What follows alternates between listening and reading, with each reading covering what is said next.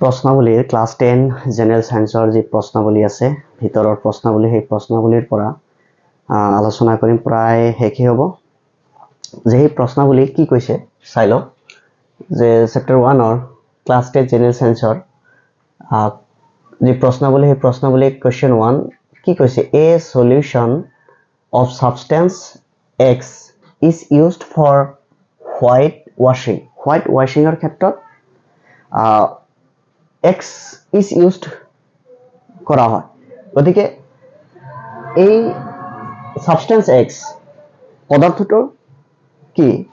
যে name the substance x এই পদাৰ্থটোৰ নাম and write its formula আৰু এই পদাৰ্থটোৰ নাম আৰু ফৰ্মুলা লিখিবলৈ দিয়া হৈছে বা সংক্ষেপ এতিয়া আমি substance x কি পাইছো substance x quick line যাক আমি কি কও পুৰাচোন quick line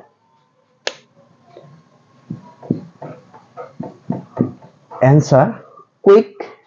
quick line আগৰ ক্লাছত আলোচনা কৰিছো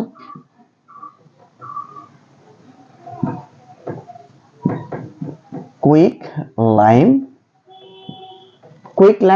বা পুৰাচোন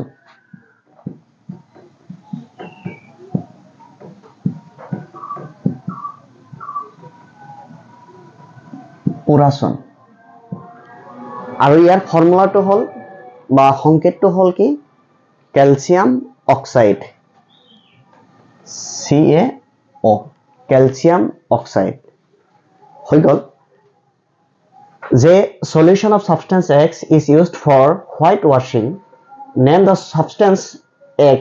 পদাৰ্থ X ৰ নাম and write its formula আৰু সংকেতটো লিখিবলৈ দিয়া হৈছে substance X ৰ নাম and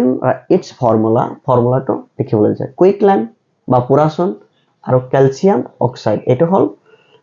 যে substance X ৰ কেমিক্যাল ফৰ্মুলা হল এতিয়া নাম্বার 2 কি কৈছে আমি চাও যে write the reaction of substance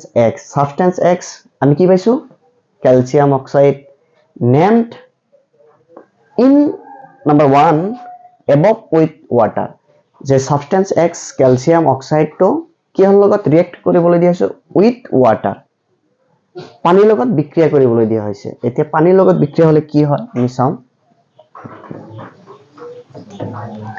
calcium oxide plus এই ক্যালসিয়াম অক্সাইড তো পানীৰ লগত বিক্ৰিয়া কৰিবলৈ দিও H2O তেতিয়া কি হয় ক্যালসিয়াম হাইড্ৰক্সাইড উৎপন্ন হয় ক্যালসিয়াম হাইড্ৰক্সাইড উৎপন্ন হয় এটো আমি কি পাইছো কুইক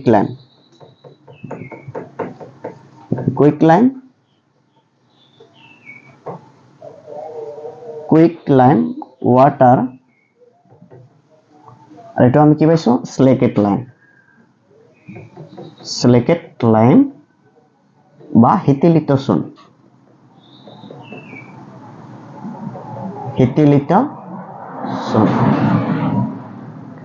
গতিকে হল যে প্ৰশ্নাৱলী যিখিনি আছিল সেইখিনি কৰিলো আৰু নেক্সট ক্লাছত আৰু এটা কিতাপৰ ভিতৰত আৰু প্ৰশ্নাৱলী আছে প্ৰশ্নাৱলী আলোচনা কৰিম